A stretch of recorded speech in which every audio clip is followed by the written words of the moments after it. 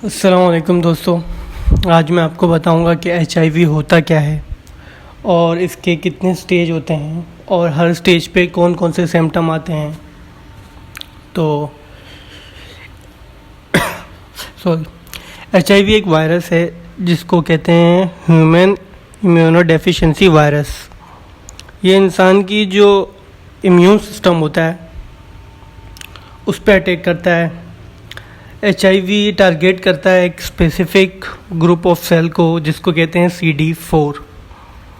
ये इस सेल को वायरस टारगेट करता है। बेसिकली इसके 3 स्टेज होते हैं। जो पहला स्टेज होता है जब ये वायरस होता है इंसान को, ये फिर मैं आपको बता दूँ कि वायरस होता कैसे है। ये ब्लड ट्रांसप्लांट से होता है। अगर किसी बंदे को वायरस है, मतलब किसी HIV के मरीज़ है कोई, उससे अगर आपने ब्लड ट्रांसप्लांट करवाया तो आपको ये वायरस हो सकता है। ये सेक्स के ज़रिए हो सकता है, अनप्रोटेक्टेड सेक्स जो जिसे कहते हैं। मतलब कोई पेशेंट है HIV का, अगर हो सकता है, ज़रूरी नहीं कि वैसा हो, लेकिन चांसेस हैं कि हो सकता है। तो अगर आप उससे सेक्स करें तो आपको भी HIV, या वो आपसे करे तो रिस्क है इसमें। तो HIV के सिम्टम पे बात करेंगे और इसकी स्टेज पे बात करेंगे।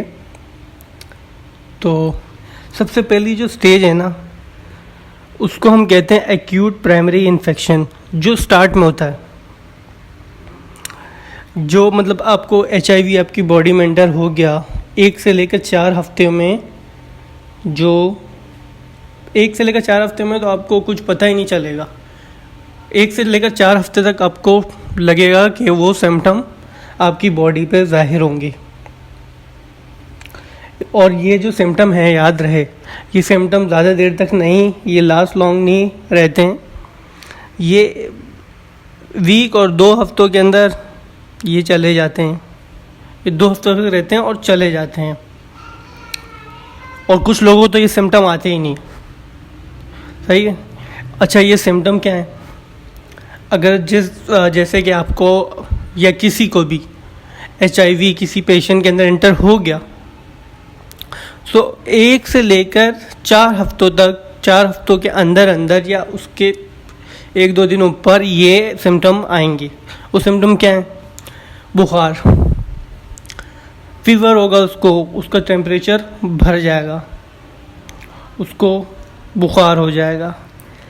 दूसरा है हेडेक, उसको सर में तकलीफ़ होगी, मतलब बेचैनी सी होगी, कन्फ्यूजन सी होगी, रैशेस होंगे, थोड़ी एंजाइटी वगैरह होगी, जॉइंट में पेन होगा, मसल में पेन होगा, जोड़ के अंदर जैसे नहीं है, बहुत ज़्यादा चलने में थोड़ी तकलीफ़ होगी, सोर थ्रोट होगा, गले के अंदर थोड़ा जो इन्फेक्शन होता है गले का वो हो जाएगा, जैसे कुछ खाएंगे तो महसूस होगा।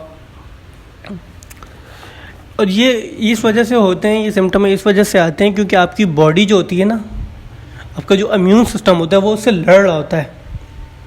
जब वो लड़ रहा होता है तो उस लड़ाई के दौरान ये सिम्टम आपकी बॉडी के अंदर शो होते हैं। और ज़रूरी नहीं है अगर ये सिम्टम आपको हैं तो आपको HIV है। आप अपनी हिस्ट्री देखोगे, आपने क्या क्या किया है, क्या चीज़ की है, आप वो देखोगे। और ज़रूरी नहीं है, लेकिन ये सिम्टम HIV के हैं। फिर उसके बाद हमारे पास आता है स्टेज 2, जिसे हम बोलते हैं दी एसिम्प्टोमेटिक स्टेज। अच्छा, इस स्टेज में क्या होता है? कोई सिम्टम नज़र नहीं आते। इस स्टेज के अंदर कोई भी सिम्टम जो होते हैं वो नज़र नहीं आते हैं। और अगर इस स्टेज तक हम लोगों ने अनट्रीटेड छोड़ा तो 10 से लेकर 15 साल तक, डिपेंड है बंदे की एज पे, एज क्या है और हेल्थ क्या है, उसकी सेहत कैसी है। 10 से 15 साल तक कोई सिम्टम नहीं आएंगे। लेकिन जो HIV का वायरस होगा वो आपकी बॉडी को डिफेक्ट कर रहा होगा, डैमेज कर रहा होगा। ये वो स्टेज होता है, अगर आपने इसको ट्रीट नहीं किया तो आपको एड्स हो सकता है। ये जो दूसरा पहले स्टेज के अंदर सिम्टम आएंगे 1 या 2 हफ्तों के अंदर या 3 हफ्तों के अंदर, जितना भी टाइम लगेगा, ऐसे ही 1 महीने तक के अंदर अंदर आपको सिम्टम आएंगे जब आपकी बॉडी के अंदर वायरस इंटर होगा। दूसरे स्टेज के अंदर ये होगा कि सिम्टम, और वो जब सिम्टम चले जाएंगे तो फिर दूसरा स्टेज आएगा, उसके अंदर कोई सिम्टम शो नहीं होंगे, लेकिन HIV जो वायरस होगा वो आपकी बॉडी के अंदर डैमेज कर रहा होगा आपके इम्यून सिस्टम को। अगर आपने उसको 10 साल, बहुत एवरेज जो मरीज़ है वो 10 साल, जब अगर सेहत अच्छी है तो 15 साल तक अगर अनट्रीटेड छोड़ा, मेडिसिन नहीं ली, आप जाएं, अगर आप अपनी हिस्ट्री को देखें, आपको पहचाने, पहली वाली वीडियो में मैंने बोला था अपने आप को पहचानें और जाएं डॉक्टर अपने कंसल्टेंट से बात करें, तो फिर आपकी ये 3rd स्टेज आएगी जिसको हम बोलते हैं सिम्प्टोमेटिक इन्फेक्शन, जो आपको एड्स तक पहुंचा देगी। तो ये 3rd एड्स आएगी। ये अगर आपने 10-15 साल तक उसको अनट्रीटेड छोड़ा, मेडिसिन नहीं ली, मेडिसिन लेगा तो बहुत सी ऐसी मिसालें हैं कि बंदे लाइफ लॉन्ग हेल्दी लाइफस्टाइल जी रहे हैं, बिल्कुल जैसे आम बंदे की तरह। अगर बंदा मेडिसिन ले, लेकिन आप मेडिसिन नहीं लेंगे तो 10 साल या ज़्यादा से ज़्यादा मैक्सिमम 15 साल तक आप सरवाइव कर लेंगे। फिर उसके नहीं करेंगे तो एड्स भी ठीक हो सकता है, उसकी भी ट्रीटमेंट हो सकती है, लेकिन बेहतर ये है कि आप बिल्कुल भी रिस्क ना लें अपनी सेहत के हिसाब से। तो जब आपके बिल्कुल तबाह कर देगा जो वायरस स्टेज 2 के अंदर, क्योंकि सिम्टम तो आ रहे नहीं होंगे, आप तो बिल्कुल रिलैक्स बैठे होंगे, तो ये 3rd स्टेज पे आपको पहुंचा देगा, जिसको हम बोलते हैं सिम्प्टोमेटिक HIV इन्फेक्शन, जिसको एड्स। तो अच्छा, इसमें कौन से सिम्टम आते हैं? जब आपको ये इस स्टेज पे पहुंच गए, ये यहाँ थोड़ा काम ख़राब हो जाता है। इसमें आपका वेट लॉस होने लगता है। आप कुछ भी नहीं करते ना, लेकिन आपको ऐसे कमज़ोरी महसूस होती है, आपका वेट लॉस होता है, और इतना लॉस होता है कि आपसे बैलेंस पे सही सीधा खड़ा भी नहीं हो जाता। नाइट स्वेट आते हैं, रात के टाइम पसीने आते हैं बहुत ज़्यादा, इतने पसीने आते हैं कि आपको बिस्तर बदलना पड़ जाता है। बुखार होता है, अजीब गरीब किस्म का बुखार होता है, कभी ज़्यादा कभी कम, और अजीब सी कैफियत होती है इसके अंदर। कफ होता है, खांसी होगी आपको अजीब व गरीब किस्म की, और माउथ एंड स्किन प्रॉब्लम आ जाएगी, जैसे रैशेस आ गए, और स्किन के अंदर थोड़ा इंसान को अजीब सा वेट लॉस होने गया। रेगुलर इन्फेक्शन जो होते हैं, अल्सर वगैरह, ये आपको आने स्टार्ट हो जाएंगे, या इनमें से कोई सिम्टम आ जाएंगे। और याद रहे, अगर इनमें से 1-2 सिम्टम आ रहे हैं तो उसका मतलब ये नहीं है कि आपको HIV या एड्स है। आप प्लीज़ अपनी हिस्ट्री को देखें, आप अपने आप को पहचानें। आप अपने बारे में ना सबसे अच्छा जानते हैं, आप पहचानें।